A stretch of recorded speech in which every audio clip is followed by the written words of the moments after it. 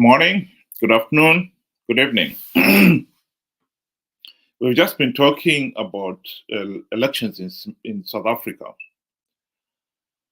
The, um, the ANC government that has had majority since that country, the end of apartheid in 1994, has lost its majority. It has won the biggest share of the votes, but not enough to form a government on its own. This was predicted by the late Archbishop Desmond Tutu when the ANC government started to go astray. When corruption, mismanagement were going unpunished. This was him speaking, warning the ANC that they will be removed from power. You and your government don't represent me. You represent your own interests. And I'm warning you. I really am warning you out of love. I am warning you like I warned the nationalists. I am warning you. One day, we will start praying for the defeat of the ANC government. You are disgraceful. I want to warn you. You are behaving in a way that is totally at variance with the things for which we stood. You and your government don't represent me.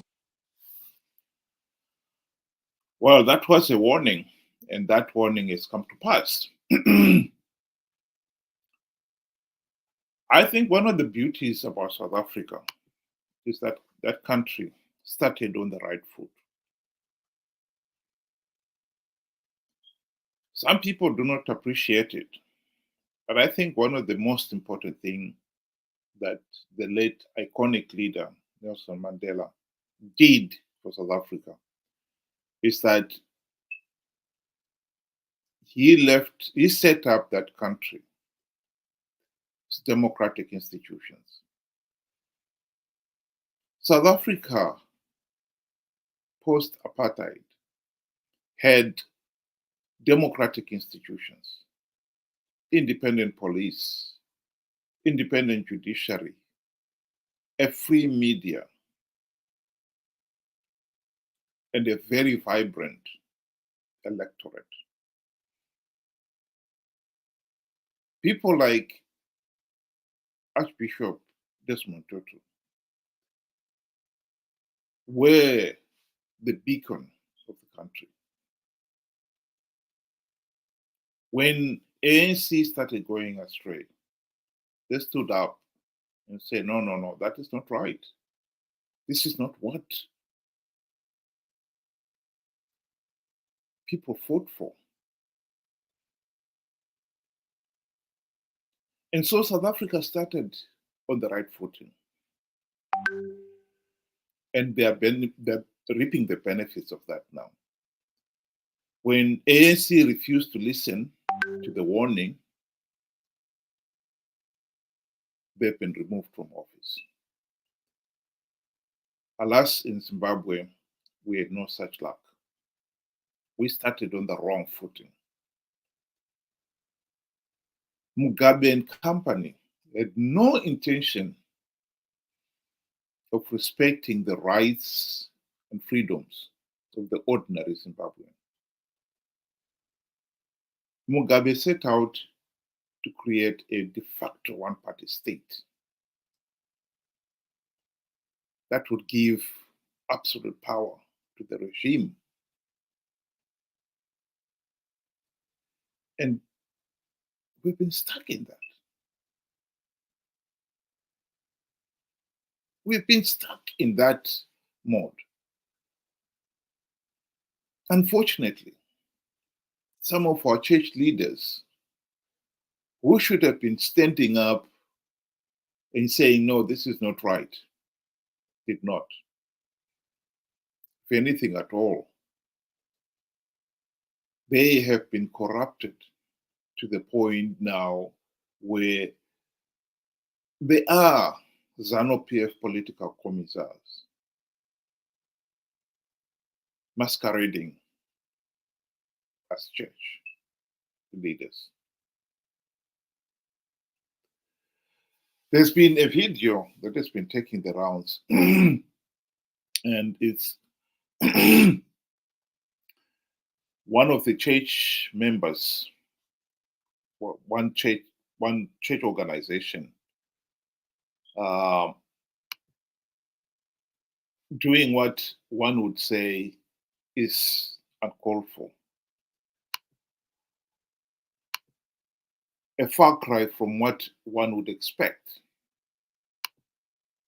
Church, what the church stands for. Just listen to this.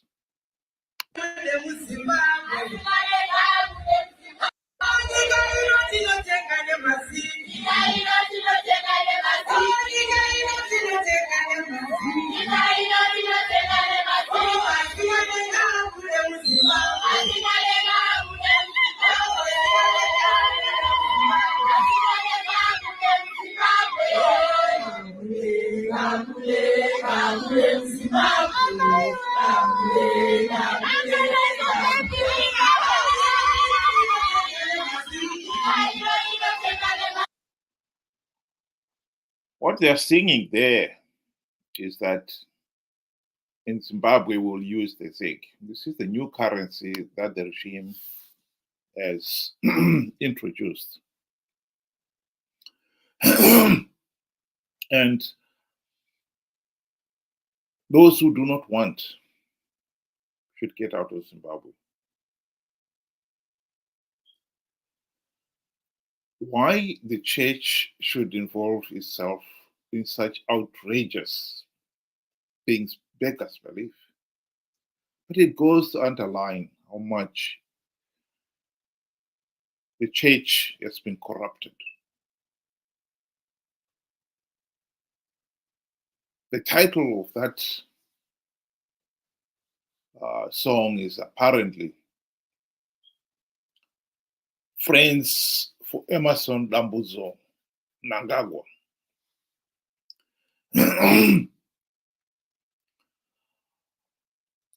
And it's clearly meant to be a political statement.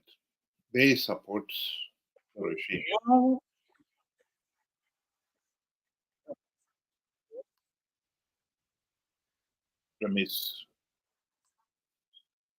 Sorry about that. So in this particular case, we now have a situation where church members have been brainwashed to the point where they are now claiming that they're so totally in support of ZANU-PF, which is their right to do, but they are willing to go one step further and saying those who do not support the regime should get out of Zimbabwe. So somebody is advocating that those who do not support the regime should be denied their fundamental rights. We saw this happen last year. ZANU-PF blatantly rigged the 2023 elections, denying ordinary Zimbabweans their right to a meaningful say in the governance of the country. Where Archbishop Tutu was warning that if the regime fails to deliver on the aspirations of the people will remove it. Here, the church and the church leaders, and we can see from the size of that congregation have been brainwashed to the point where they are propping up the ZANU-PF, regardless of the fact that it rigged last year's elections.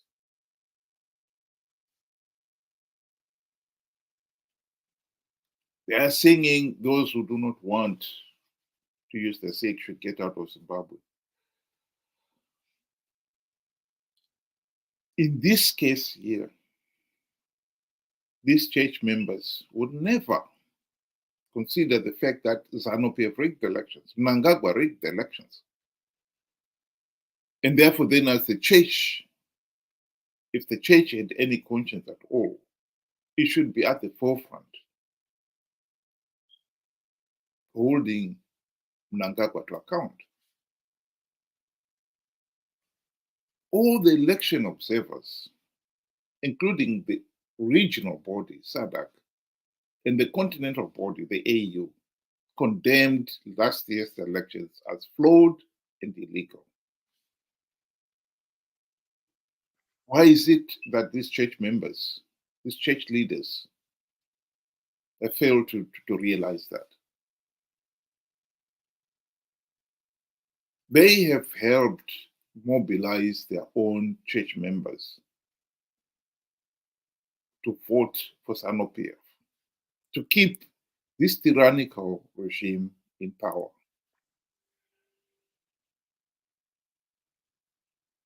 We started on the wrong foot. And now we're helplessly lost to the point that even those who are supposed to be men of cloth are at the front of campaigning to retain the dictatorship. It really is sad. The country is going nowhere. And with this kind of overzealous enthusiasm, support of the regime, we can say with confidence that at this rate, 2028 will be a repeat of 2023. Most of these church leaders have been bribed by ZANU-PF. Many of them received cars before the elections last year. Some of them have farms, and some of them have had a long history with this regime. They've been some of the beneficiaries of the bank loans, which they never repaid. Corruption has reached even the churches. As for the state institutions, like the judiciary, the police, the army, those have been in ZANU-PF's deep pockets for a long time.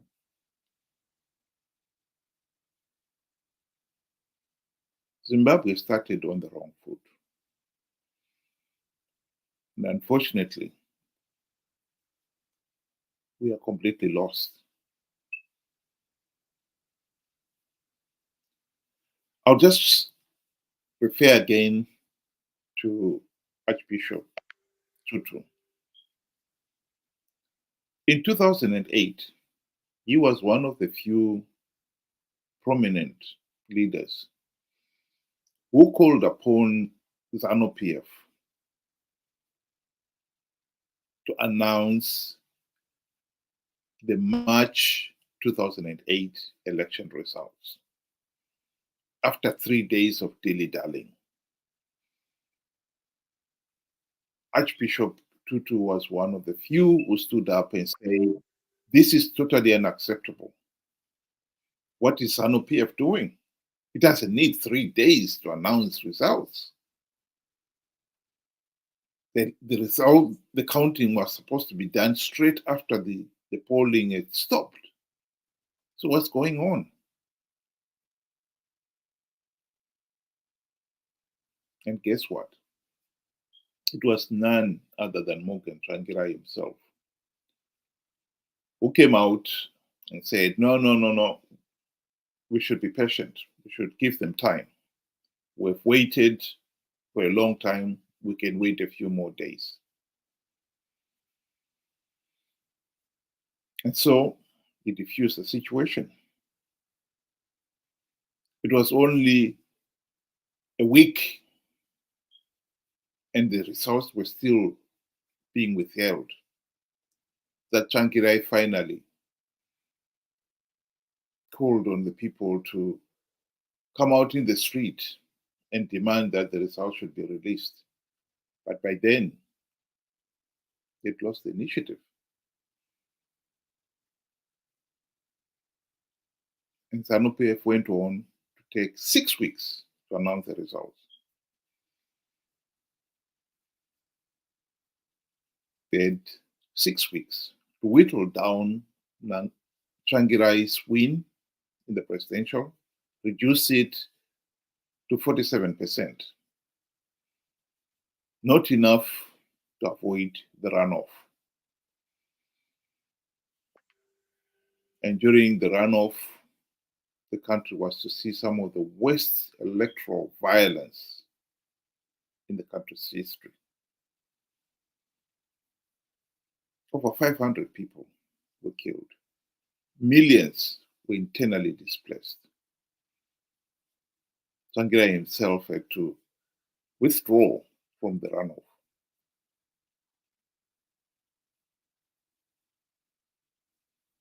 We started on the wrong foot. And we've been wandering, idling, deeper and deeper into the abyss. The GNU was the golden opportunity for Zimbabwe to implement the democratic reforms and get us back on track. Alas, the same Morgan Tsvangirai and company failed to implement even one reform in 5 years of the GNU. Not even one token reform.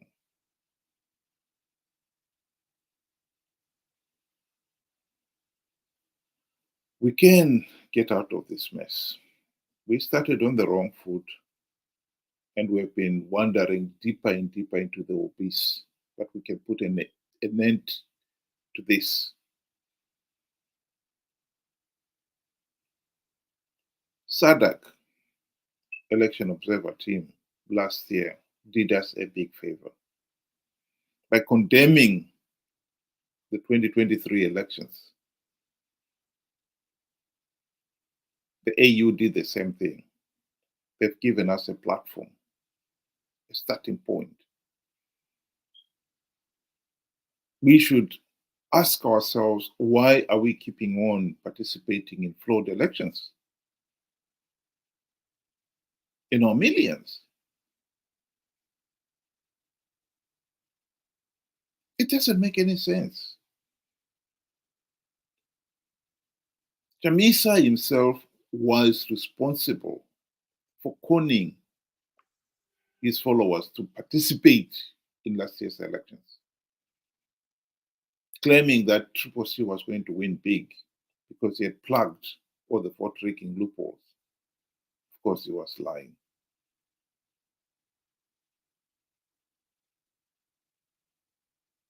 Even when SADC and the AU election reports came out condemning those elections as flawed and illegal, Chamisa's friends, who had won the few seats that ZANU-PF had always been making available to entice the opposition to participate, they could not resist the temptation of taking up those seats, those gravitron seats.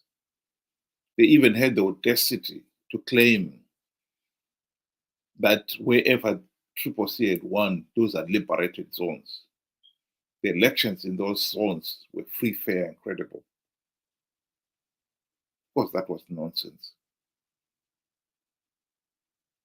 ZEC had failed to produce a verified voters' roll,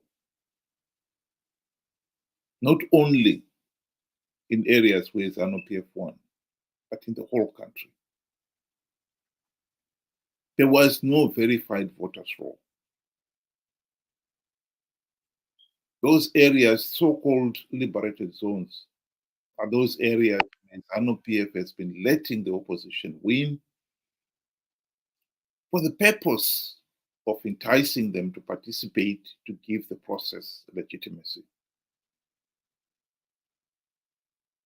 I think we should stop falling for that. ZANU-PF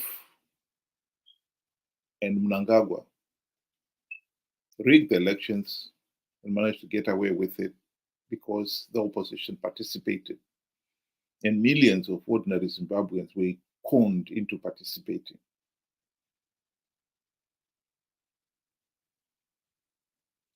We know that ZANU-PF is not implementing any reforms.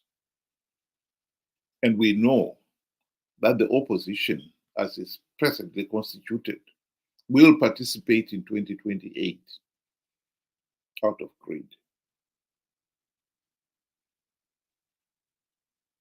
It is for us ordinary Zimbabweans to help dig the country out of this mess.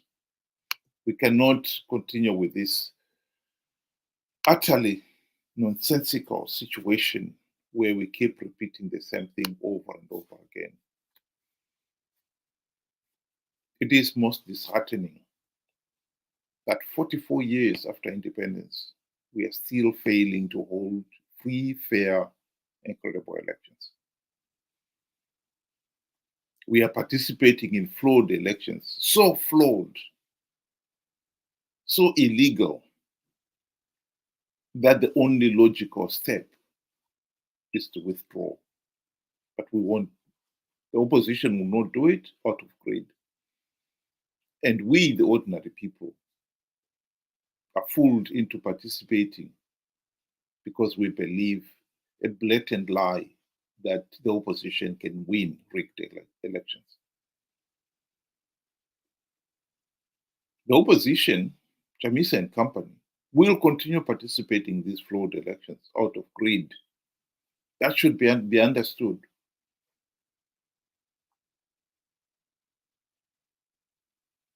I wish Zimbabwe started on the right foot. The truth is, it did not. The question now is, how the hell are we going to get out of this mess? And I don't think we'll get out of it by doing the same stupid thing of participating in flawed elections, because Chamisa tells us that he has plugged all the vote rigging loopholes. The challenge between now and 2028 is to educate some of the incredibly naive, ignorant, and gullible Chamisa supporters to open their eyes and see the truth. Chamisa and his MDC friends were elected for the primary purpose of implementing the democratic changes to stop ZANU-PF rigging the elections. They failed to implement even one meaningful token reform in the last 24 years, including 5 in the GNU. Why that is so difficult for people to understand and to say, okay, you failed, let's get somebody else who will do it. Make us believe, whether we like it or not. If we do not dig ourselves out of this hole, nobody else will. Thank you very much for listening and have a good day.